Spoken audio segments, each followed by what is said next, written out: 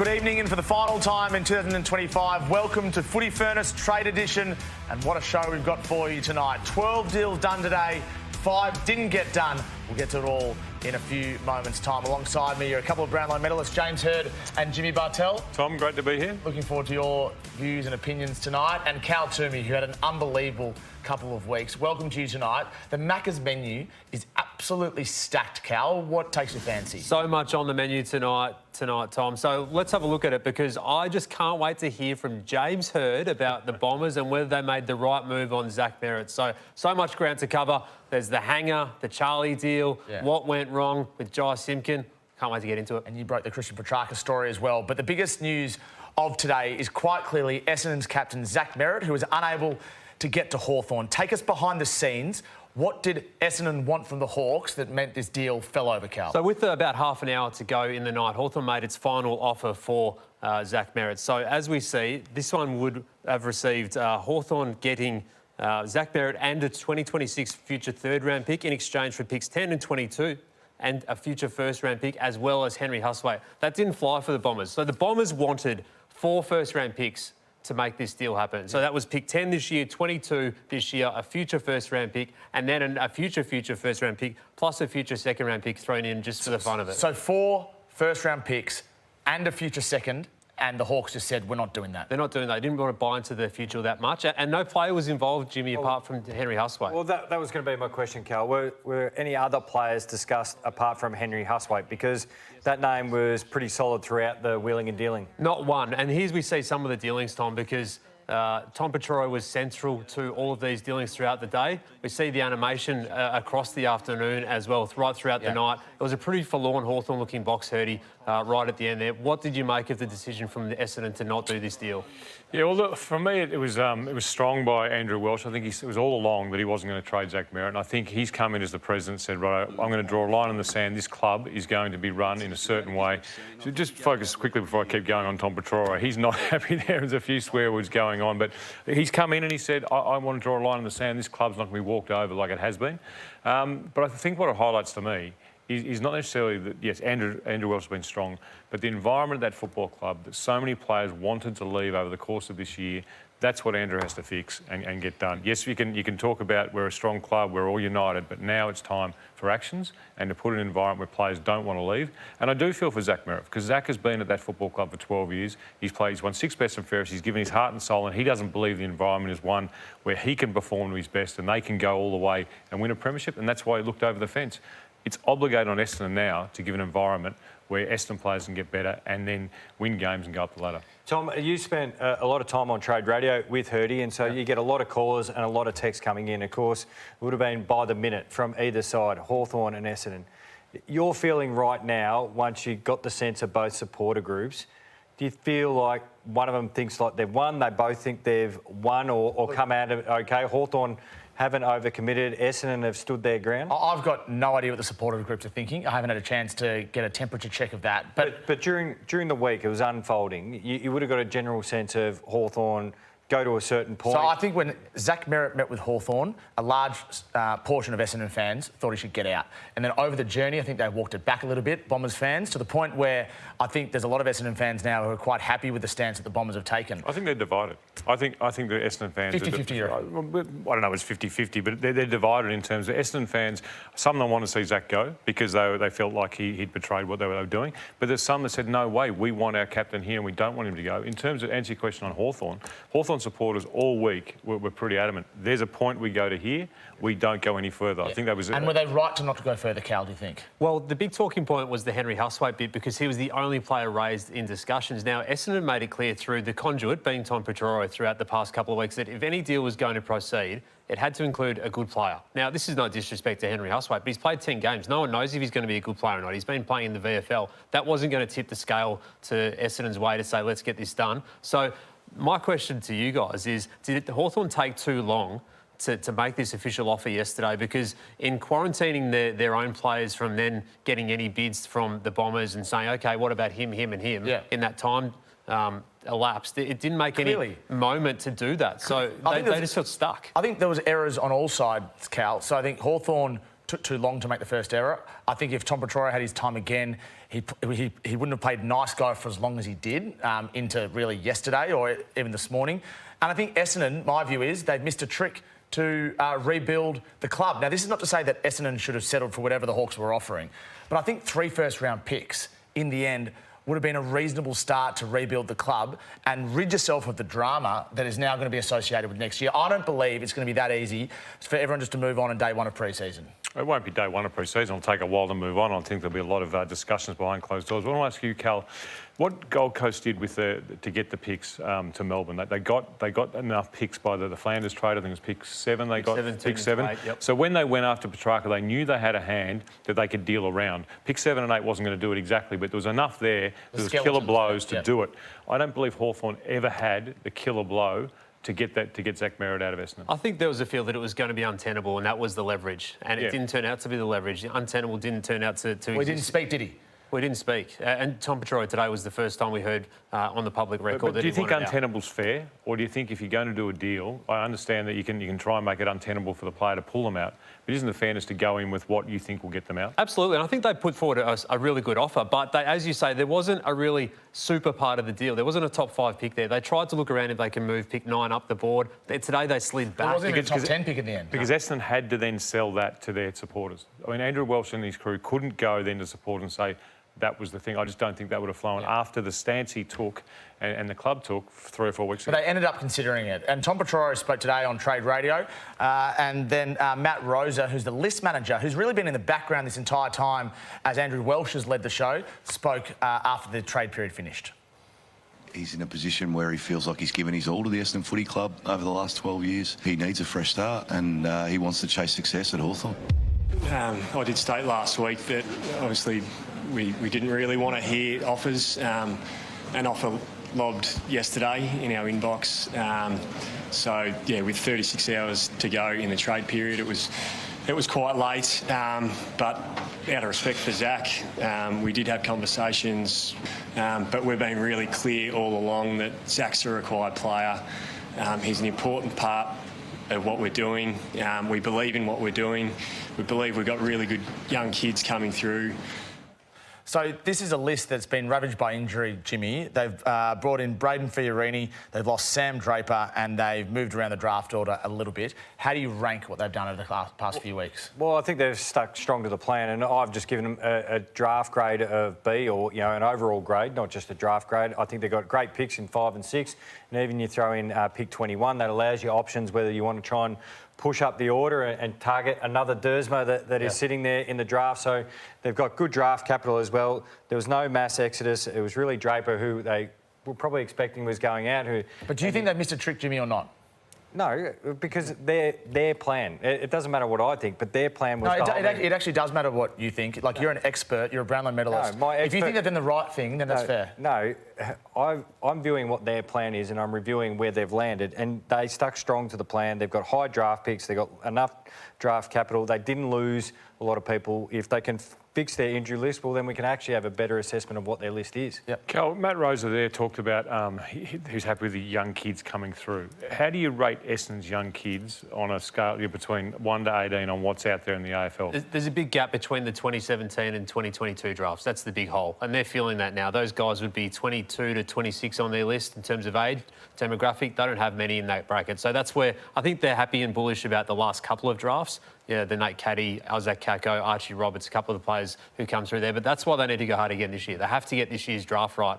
It's a really, really important month for them. Just on the Hawks, though, they miss. Like, they didn't get anyone throughout the trade period. They go 11-year offer at Harley Reid earlier this year, meet with Oscar Allen earlier this season as well.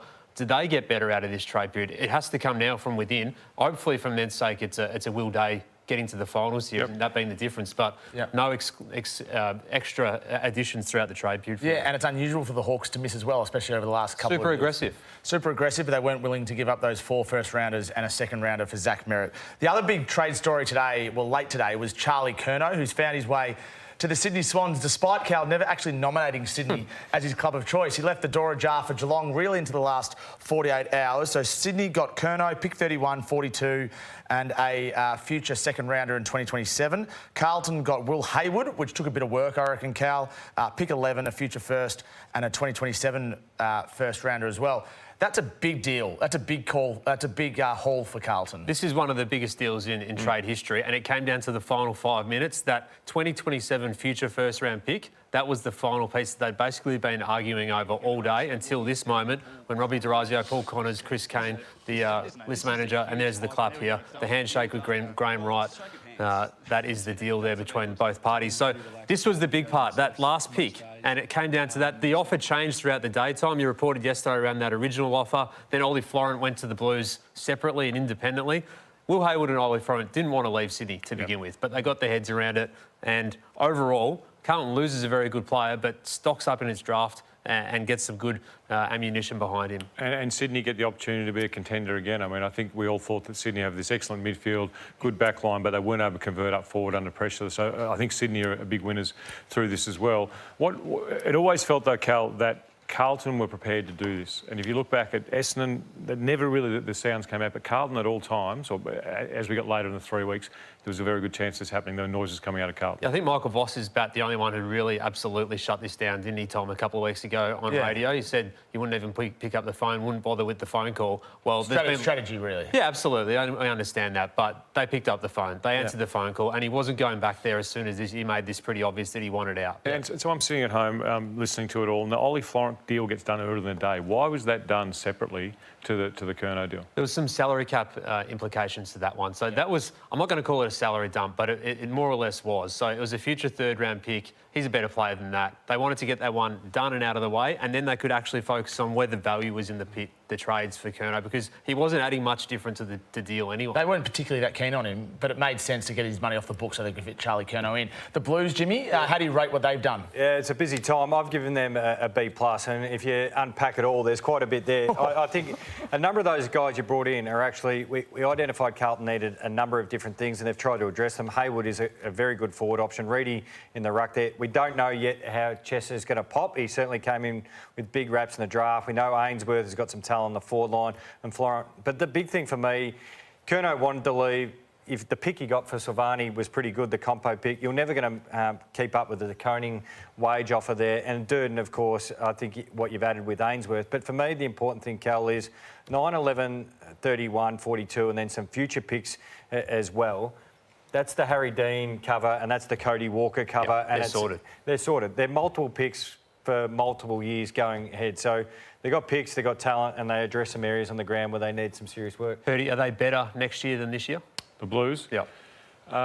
They're better around the midfield, and they're better at moving the ball. Are they better at converting? I'm not sure. Yep. And just on Charlie Curnow too, as we talk about the salary cap implications, he's had a 4-year deal left over. That's going to be spread over to a 5th year now at the Swans. So that just shows how tight they've been in terms of their money moving around. Did Hayward and Florent get more money and extra deals for going? Yep. They did. Yeah, okay. and I think that was part of the reason that they ended up doing it, because I don't think, especially Hayward, was that keen to move at all. They were holidaying in Brazil separately at the time, so you can imagine how hard that would have been to navigate. Well, you could have been just like James Rowbottom and just say, no, put the phone down. Could have been like that. Yeah, I mean, managed by the same company, Curnow, Hayward and Rowbottom. The Swans, Hurdy, how do you rate what they've done? I think they get a B+ for Sydney. I think they've done really well. We're very hard markers, Jimmy and I. A B+ is something. How do you get an A? Well. He's a well, there's one A coming up, and Jimmy's giving the only A of the trade. But it's controversial, actually, this A. But as a B+, but yeah, they got their man.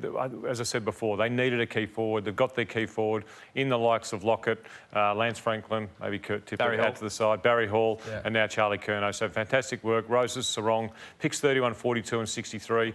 And they've got the indicative draft hand. They don't have much capital at the draft, but I think they'll be very happy with the midfield they've got and bringing in those players. Christian Petrarca's story you broke this afternoon, Cal, that the deal was done. The Gold Coast Suns would be happy with this, but I think Melbourne wouldn't be too concerned either, given what they got back. No, I think this is a genuine win-win. And we say that about some deals. This definitely was, because Gold Coast got their man, a huge fill-up to get Christian Petrarca to that football club. A an icon of the Melbourne Footy Club, isn't he? A Norm Smith medalist, bringing the cup home for the first time in 6 decades. But then in trading him to Gold Coast, it was the perfect result and perfect storm for Melbourne because they already had picks 7 and 8. And then they got this extra future first-round pick for next year. So they've, in doing this, future-proofed themselves before Tasmania.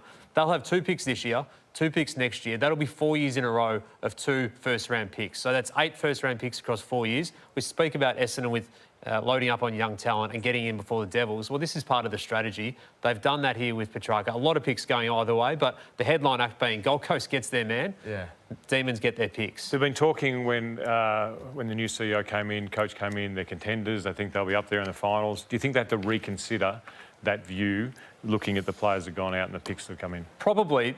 The one I want to point out, though, is Jack Steele was a captain 3 weeks ago of St Kilda. Today he got traded for a future third round pick. It's actually amazing. It was in this haze of about 5 other deals that dropped all at once, but it happened so quickly. He met with Melbourne in recent days, decided only this afternoon that he was keen on going to the Demons.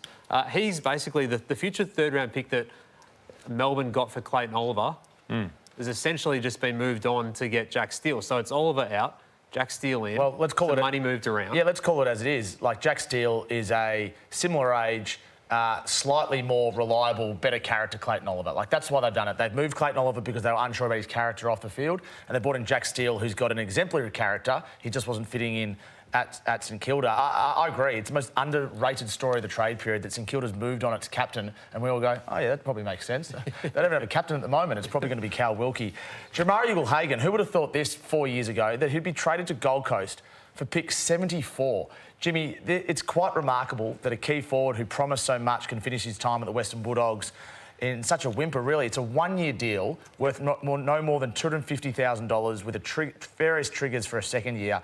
And in the end, he had no other options. No, the ball is squarely in his court. If he wants an AFL career and he wants to have a long and fruitful career, it's all on him now. So get himself fit, get himself right on and off the field, buy into the way Damien Hardwick and Gold Coast want to play. And yes, he'll get rewarded off the back of that. But this is, you come and show us what you got and how much commitment you've got. And probably for the Bulldogs, they clear a lot of that, extra work they did off the ground, and also they clear a fair bit of cap space. But when you have the whole salary, they're not paying a cent. And when you have a look at the Gold Coast Suns, they got Petrarca, who will make them significantly better. Ugle-Hagan, time will tell, so it's hard to review that. A lot of picks, as we highlighted, that's for their academy kids as well. But they lose a lot of that middle band depth. I know none of those guys are absolute match winners, but they're guys that you rely on who are just consistent products week in, week out. I know Rosa's missed out on some opportunity there. So who's the best player of the players they've lost? They're going to miss the most, you think? I think Flanders is the most talented out of those guys. But it was already shown, though, Damien Hardwick didn't value his work inside it as ahead of others. Yeah, Jamari's a risk, though, Cal, but he's a risk that they clearly feel like it's worth taking. He'll be on a very short leash up there as well. Well, it's a cheap deal in terms of monetary terms. It's pick 74, so it's an even cheaper deal in terms of the draft pick. Look, he's taken many steps back in terms of what his deal looked like. He could have waited it out. He still had $900,000 on his deal at the Western Bulldogs next year. He could have waited that out and seen how that looked. But he's taken steps back to hopefully in the future take some steps forward. Tom, you know Melbourne better than most. We just spoke about Christian Petrarca, the Suns, and mentioned Clayton Oliver. Does Melbourne need to review what they've done with their list work over the last few years? Because they're paying for Oliver to play elsewhere. Of course, Christian Petrarca's not with them. They floated Stephen May out there. They've knocked back. We know the history of knocking back picks for those guys, and even Harrison Petty. But do you think they need to sit down and go, look, we eventually got there? Yeah.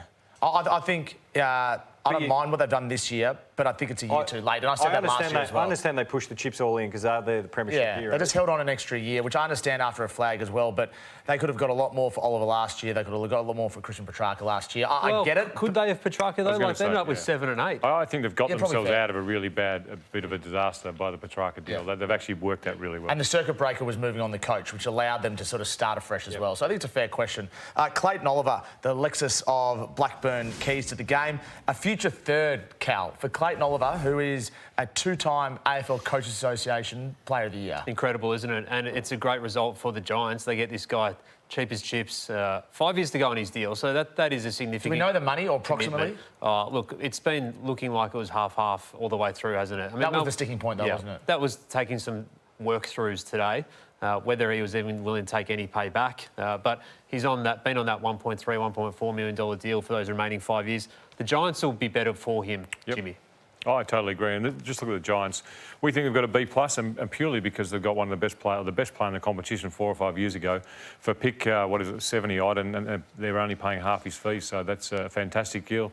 Indicative draft hand 12, 35, 91, and 109. And really, they've only lost Jacob Weir and some picks 12 to 14 haven't changed too much. So I think they've done very well. And I've got the Demons on the other side, which was a busy time, a bit like the Blues. There's a lot on this page and a lot of picks going in and out, but essentially they bring in some experience. Of course, Jack Steele, great experience. Brody Mychek, I think we're all happy that he got a good deal on the end of his career. The big Moose, Heath, a bit of cover. And Jath is really plugging the position of Judd McVie there. Some great picks there, 7 and 8, 24 as well. Spargo gets an opportunity at North Melbourne. Of course, Petrarca, Oliver and McVie out. Losing McVie hurts a little bit because he's in that nice age bracket you want. A lot of those picks in the 20s, we had to give up something to get the Petrarca deal done. And they've made the best of a bad situation. Yeah, Take out the Oliver money. What would you rate it there?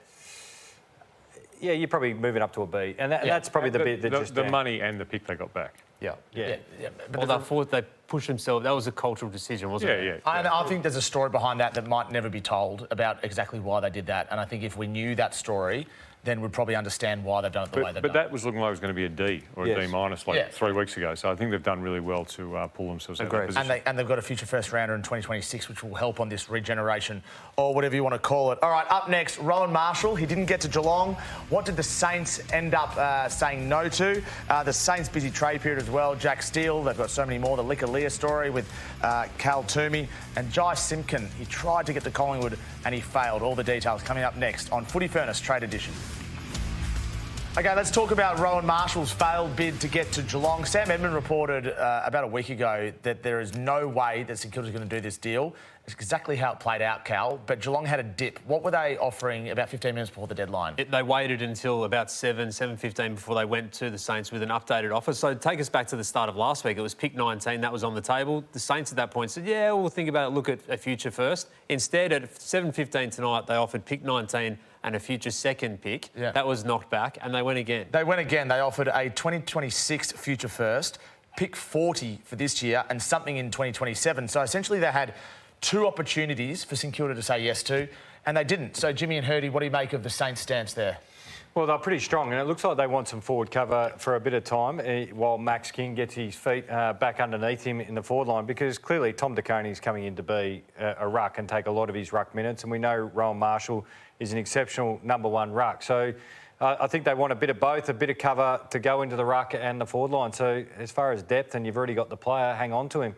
Yeah, I agree. Yeah, no, so the St Kilda Football Club was strong the whole way through, and it was sort of the opposite for Jack Steele, who they were pushing out as the captain, and he ended up going to Melbourne for that future pick that we discussed, Cal, which is a big move for a club to move their captain on. Yeah. It felt like almost on a whim. Yeah, to some degree. I mean, it built and built and built, and I know you reported it a couple of weeks ago that he was told in that meeting that to look around, and that's when you know. But he wanted to stay. He wanted to stay. Essendon had shown a little bit of interest in him, but didn't want to go to the Bombers. Didn't really want to explore anything until the D's got in front of him a couple of days ago and said, be us. Yeah. Like, make us better. Make us better. You can make us better. We believe in you. And he took that up. Did they throw in an extra year on the deal to help? I'd say they probably would have. They did. It's 1 more year. So he's now contracted to the end of 2028 at Melbourne, and I think he's going to be an excellent addition there and a big loss to the changing room at St Kilda. It was well known amongst the players this year that Jack Steele and Ross Lyon weren't necessarily that close as coach-captain. That's probably. But he still wanted to see it out, though, didn't he? He did. So that's exactly right. It's well known they weren't that close, but he wanted to play and not be captain. Their trade period, gents, what did you make of it? Yeah, it's me again. Well, they got in all the ones they wanted. Jack Silvani clearly makes them better down back. We know Tom DeConing, we mentioned him. Flanders provides creativity with Ryan as well to add through that forward and midfield mix as well. You throw in, of course, Higgins already in their forward line. They need Max King back up, healthy and running. And I think I've spent nearly each weekend with you guys talking about I'm a big believer in their youth. So you add a bit more seasoned players who've got some talent. I think they've gone and achieved what they need to achieve. Do we expect them to now be a finals team with what they've done, Herdy? We expect them to improve greatly, and I think their supporters expect them to be a finals team. From the president all the way down to the coach and the players, I think there's expectations on them, and rightly so. They've gone out, they've been aggressive in the trade period. They've bought players in, and they've been on record as saying we want to reposition our football club as an exciting football club, successful football club.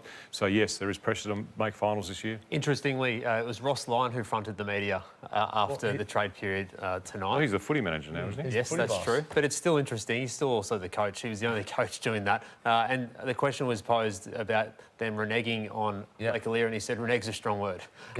But it was a backflip and one of the crazy stories of a crazy trade period, wasn't it? He spun it. He said that, and in true Ross Lyon fashion, and it's part of the reason we love him, that he's happy for Lecalia that he's gone back to the Giants and signed a deal. So but we've never been clear on what the reason is. What's the exact reason? Was it an injury worry? Was it they didn't have the cap space, or they just didn't want the player anymore? Well, I don't think it was an injury worry, and the discussion with the Giants was that it was a pick spot availability. The Giants deny that. So what do the Giants think it was?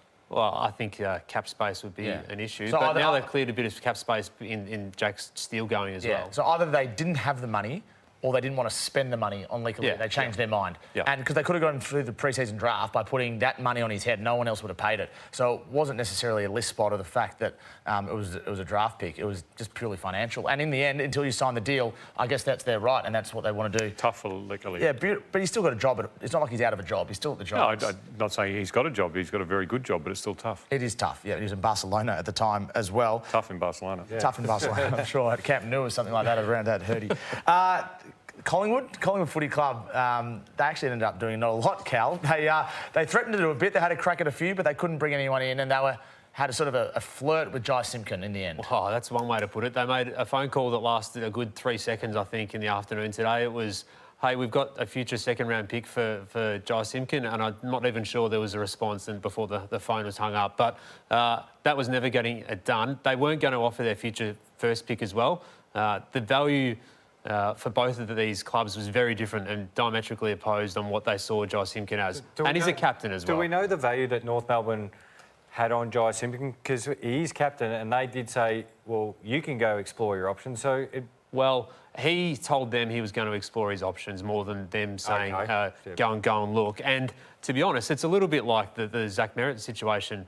Come to us and tell us what he's worth, rather than us putting a price on his head. It was always going to be difficult, this one, because he's captain, he's a two-time best and fairest winner, and he's contracted on big money. Like, I couldn't see a club that wanted to pay that money or give up one, let alone 2 first-round picks. Ferdy, did they miss a trick, though, not getting any midfielders in? I think they definitely need midfielders, and we've given them a C-, not because they did anything wrong. They just seemed a bit like they weren't interested or didn't have the capital to do anything. I mean, second round for Simpkin it sounds ridiculous. And then the Jordan De Goey rumour, although it was denied, was all around town. I believe there was talk about De Goey leaving. If there had been a good enough offer, he would have gone. So it was a C- only because it was really just a very, very drab trade period. And sometimes as a club you have to have that because you don't have the players or the draft capital to get other players in. And watching them position themselves for next year, as you've reported, Cal, for Ben King and Zach Butters. I mean, they'll have money, they'll have draft picks, and they'll have the desire to go and get them. That's right. They just have to protect their own. The club's calling Nick Dacos. That's exactly not a story, though, Tom. No, I think it's definitely a story, Cal. You know that. Maybe not everyone does, but I certainly do. All right, after the break on Footy Furnace, Cal and I will tell you how the Cal-Chi deal fell through, plus we roll through the rest of the clubs as we grade them. Stay tuned.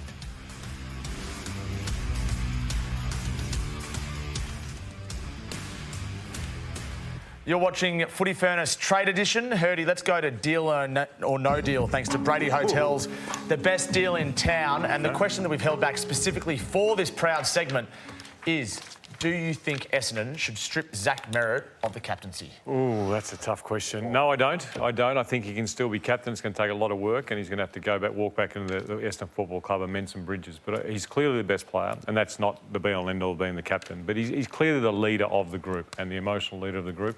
He's to win his players back on side, and obviously he and his coach need to see eye to eye going forward. But I think he can, but not without a lot of work. Do you think he'd actually want to be now, though? I think it's dangerous if he's not. You know why? Because you've got a guy over the side who's clearly got a lot of emotional power. He's got a lot of power over the group, and really emotional capital around the group. It's very, very strong. If he's not, and there's a guy that's there and he's slightly undermining him, that can really hurt. So whether he's the captain or not, he needs to buy in with what's going forward, but I still think he can. Jimmy, North Melbourne, summarise their trade period for us. There wasn't a lot of action. No, and they were definitely happy with their back six, which I don't think many would be. Look, I get their backing in their group, and hopefully young Whitlock peaks as well. They obviously jumped up the draft last year, and if you have a look at, I'll ask the man who knows the draft, there's not too many key defenders in this year's draft, so it looks a lot better for them, but they're not going to go forward at a rapid rate with Logan Tucker in their back line. I can see signs with Comben. The Pink Panther did some good work down back at different stages as well, and I think the two Dawsons are showing capability, so they do have some players, but they need to thicken up their back six and team defence as a whole, but we saw some positive signs through the year. One word answer, what's a break even for how many wins North should have next year? 9. Jimmy? 7. What about percentage, though? Percentage and percentage. I'm big on percentage. You are. We know you've got percentage. No, I'm 10. I'm 10. 10. I think North Melbourne have to show a lot next year, and I think they can. All right, how did the Cal Archie deal not get done, Cal? Well, this was a shock. I thought this one would get done and he'd be an Adelaide player tonight. He will be an Adelaide player in time, but not quite yet. So Adelaide offered, in the end, their future second-round pick and future third-round pick to Brisbane for Cal Archie. Out of contract, they've got a 5-year offer for him. Yeah. Brisbane, Tom, didn't want to accept that. Yeah, Brisbane didn't want to accept that. They were adamant they wanted a first-rounder or pick 16, or they ended up coming back with a future 2 and a slide from 16 to 23, or the other offer that they made back to Adelaide to allow Archie to go was 2 future second rounders, one in 2026 and one in 2027. What it means now, Cal, is that Archie's out of contract, and according to his manager, Ben Williams, he'll be heading to the Crows. I'm disappointed in Brisbane. Yeah, you're talking about a 28-year-old dual premiership player. He's married to Laura. He's got a 4-year-old son, Ivor, a 1-year-old daughter, Daisy. We've told them for months what we wanted to do, and we've tried to go through the front door and be as transparent as possible, and the deal hasn't been done.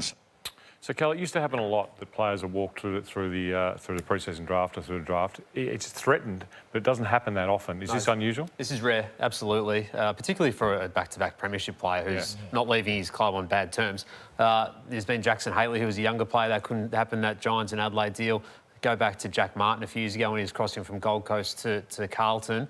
He'll get there. The thing, I mean, look at the last 5 or 6 pre-season drafts. There's barely a pick in it. It's almost an invisible draft. So they'll just open a pick and he'll get there. And just before you do the Crows, so that how people will be saying, how can he get to the pre-season draft and get to Adelaide when they finish towards the top of the ladder? The mechanism is, and Justin Reid essentially said this today, they will top up the first 2 years of his contract to a very large sum. He'll probably be a $1 million player over the first 2 years. Maybe even more, really. And that will mean that no other club will go near him and he'll get to the Crows, and the Brisbane Lions put a line in the sand, but he'll end up being a Crows player for the next 5 years. A lower Melbourne club who has cap space can jump in there. You're brave to do that. He won't meet anyone. He won't meet anyone. He won't talk to anyone. It won't happen. Yeah. All right. Hurdy, the Crows. Fair enough. Adelaide Crows, I mean, we're giving them a C+, but that could, if they do happen to walk Callum Archie, that could go to a B. I think, they didn't do a lot. Finbar Marley comes in and they've got the picks there. They've got a reasonably a lot of picks, but nothing too high. But I think for the Adelaide Crows, it was a pretty sort of slow go. Callum Archie was the player they wanted. They didn't get him, but if they get him through the pre-season draft, that moves to a B for me. And I've got the Brisbane Lions, Tom and everybody else, and this is the controversial one that Hurdy doesn't like. I've given the Lions an A here. Dom Ambrosio would like that. It's not that I don't like it. It's just the only A that's been given. It's just controversial. We nearly had a wrestle out the back of that. No, in all seriousness, they targeted the players they wanted. They worked on them not only in the last week, but this has been a year-long process, maybe longer for some of these guys. Oscar Allen, Draper comes in. They've got still picks 17 and 23, which will be pretty useful for them. Brendan Starcevich, they have to give up some players, some experienced players in that wage bracket if you're going to facilitate future deals with the Ashcrofts coming in, of course Jasper Fletcher as well, and they'll have Annabelle, who you've got him as a top 5 pick. So I think they've done everything they've needed to. They get stronger. Are you fine with a stance to not take the future second for Archie? Yeah, look, it's going to be okay for them because Archie's wage goes out. And like I said, they've got a lot of players that are going to have to renegotiate pretty soon. I just look at it as a whole. Brisbane have actually gotten stronger, and look how dominant they've been on grand final day and back-to-back premiers. And they got stronger in areas they need to get stronger. Yeah, correct. And a tiny little bit extra, that's a great result for them. They signed Will Ashcroft for 4 more years at about $1 million a season. So that's just... It's quite a bargain, really, isn't it? It is, yeah. But the team wants to stay together. He wants to win 5 or 6 premierships, Will Ashcroft. Yeah, amazing strength. 2-time Norm medalist. Yeah, and as you reported the other day, it's a massive deal for the club and also for the player. Up after the break, the Dogs, the Eagles, the Dockers and so much more on Footy Furnace Trade Edition. Well, the Western Bulldogs kept hold of Buku Kamas, who has one more year remaining on his contract. They wanted pick 33 from Carlton and then also to give away a future third-round pick. It didn't work out that way, Cal. And what it means is they hold on to a player they see as potentially someone they could re-sign for another couple of years beyond that. Yeah, he's a free agent next year. He was the collateral damage of the Charlie Curnow deal taking forever, basically, because until that Curnow deal got done, Buku wasn't getting done. The picks were all tied up in that, and in the end, he didn't get done. I mean, Curnow was lodged at 7:27. There was no time to move on. So that gets pushed to the wayside. But Connor Butterick is a good addition, I think, for the Dogs. And Jamara goes out. Obviously, a bit of pick movement as well there. Heard you've given him a B-. Only because Jamara's gone out. I think that this could have been another disaster holding on that 900,000. They've actually got that off their books. So you've gone from an A down to a B or a C up to a B? C up to a B. Yeah, I think they were just very neutral, but getting the Jamara off their books. Because in the middle of this year, we thought Jamara wasn't going to play football anywhere ever again. And there's a chance they were going to have to pay that 900,000 to do that, get him up to the Gold Coast, and it's and get that player out of that environment and all the controversy that's been there is a good thing for the Bulldogs. And they threw a couple more bombs after the Cal Wilkes one as well, and a couple of key defenders who? I'm still trying to get my head around who, but I know they did. They're out there pretty actively, so that's clearly a target for them again next year. That's true. They weren't going to settle for a B-grade defender. They were only going to go for the absolute best. I'd love to know who those players were, Cal. Maybe you could work on that for AFL.com. Jimmy, what do you make of this? Josh Dunkley, an upstanding pro. Jack McRae didn't fit in anymore. They've lost Bailey Smith. They've lost Caleb Daniel. And now they've lost Jamara Ugle-Hagan. There's a bit of churn in that group year on year. Yeah, I think that can all be explained. And I think grouping them together, it doesn't do it justice. I think they've all got their separate reasons and, of course, different football reasons and off-field reasons as well, which we just touched on.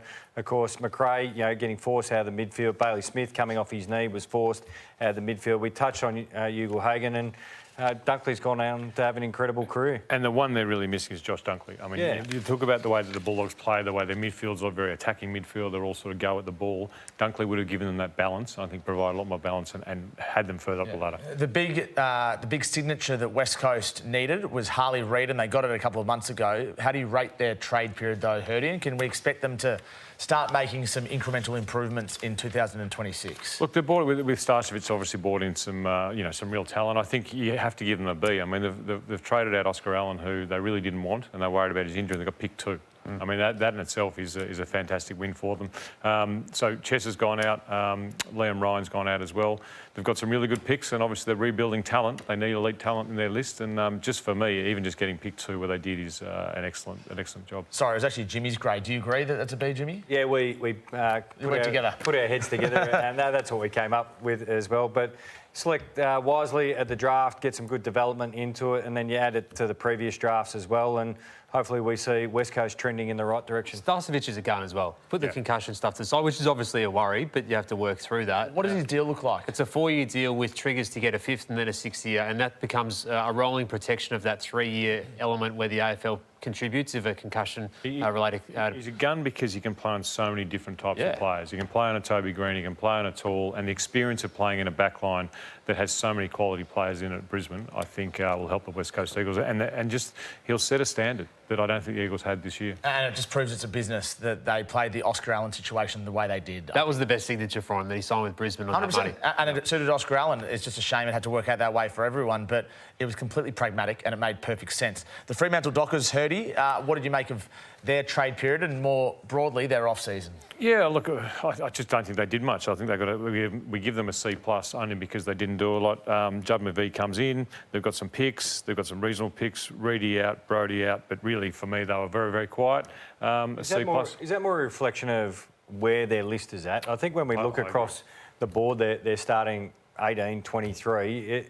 It's pretty solid on paper. There's not many weaknesses. Sometimes you don't have to do a lot, and you can't do a lot because the picks you've got and the players you've got, and you don't want to remove too much capital out of your group. And I think that's where the Dockers are at. They're happy with their group, and they want to go again, and I think they should be. Yep, now's the time for Justin Longmuir and his group to take this team to somewhere they haven't been before, and that's winning a flag. After the break, Richmond and Port Adelaide, plus I'm pretty nervous about Jimmy's Sunday, the last one of the year. He's got a glint in his eye. Stay with us.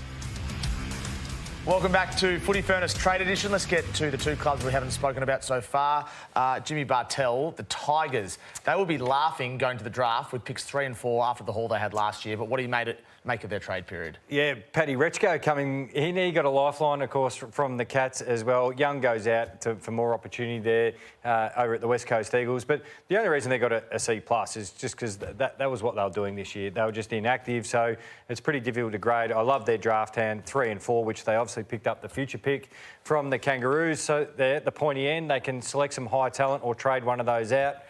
So they get a C+. Xavier Taylor's a name I'm watching for them in one of their picks. He's a gun from the Eastern Range. He's a halfback. Could be the next Nick Foston. I love this. I love a little draft nugget like that. Hurdy, Port Adelaide? Yeah, so they brought in Jacob Weir, Durden and Will Brodie. You know, some good depth players, if you want to say. They don't have much in the draft this year, 49 and 85. And again, they didn't do a lot just because they didn't have a lot. But what they did do is keep Zach Butters at their football club, Jimmy, which was big and it was rumoured it didn't happen. The one, Cal, that I'm interested in is the talk that they're not going to have a pick. They could just be upgrading their rookies. Is that true, or there's a bit of a stretch in that? No, absolutely possible. At this point, that's the plan. But I still think the way this year's draft is panning out, there's going to be rough diamonds for everyone a little bit later on, and everyone's got a very different view of it. So I wouldn't be shocked if they use one very, very late. But at this stage, the plan is to just upgrade rookies. Yeah, if Butters is fit, if Georgiades is fit, if Rosie's fit, if their best 7 or 8 players are fit next year, how deep can they go, do you think? Well, Zach Butters actually had groin surgery this week as well, so he's battled that through stages of the 2025 season. That'll push his start time back for the pre-season by a couple of months, but won't hurt him into 2026. They can go much better than they did this year. They were nearly as bad as Essendon on the injury list this year. Go out on a limb. Where's Zach Butters playing in 2027? Victoria. Go out on a limb. I think the Western Bulldogs would be leading the race. Nicely done and well navigated as always, Cal. Jimmy's Sunday is up next. Stay with us. Yes, Sunday time. Hurdy, you and I lived in football clubs our whole entire life, and feedback comes thick and fast. They often say you have to pack your second skin with your footy boots, because sarcasm comes along. And we got our great man here, Cal Twomey. We wanted to make him feel part of the family. He deserved it last week. Yeah, we initiated him, but now it's time to pump him up and celebrate him. He does magnificent work in all the trade and free agency period, and of course all the recruiting stuff. And this caught my eye today, of course, on the trade period. It's 3:30 p.m. and when the phone rings for Cal Twomey, he takes it. Yeah, it's hard to believe. It's a money thing, isn't it? It certainly is. Cal's off. He's got a call to make. So we'll get rid of Cal for a second. So Cal is off. He's got all the information he gets. Can we play the bit that came after that? What were you breaking? What story were you breaking off the back of that? That was Christian Petrarca's deal. Oh, look at that. They all call Cal Twomey. So well done on Thanks, James. A big year, a big couple of weeks, and same to you, Tom, of course, getting all the stories. No, well done, Jimmy. Well done, Hurdy. Well done, Cal. A few thank yous for the people behind the scenes this year as well. Our fearless leader and producer, Luca Urso, I said after the last Footy Furnace a few weeks ago, before the trade period, that he is the best producer I've ever worked with, and I genuinely do mean that. Jade on graphics, Adam, the champion data guru, Adam McPherson, does an amazing job. This show is a big part of what he does, and he's a big part of what we do. Jed, the editor, and also Rudy as well, and everyone else behind the scenes, thank you so much for watching. Cal, well done on your year. Nasai Wanganeen Miller was the biggest news story of the year. Thanks for having me, Tom. It's been awesome. Jimmy Bartel, it's been a pleasure being alongside you as well. And James Hurd, the way you've come back in the media this year has been extraordinary. Well done. And for the last time in 2025 and the 60th time overall, as we always say, that's life in the furnace.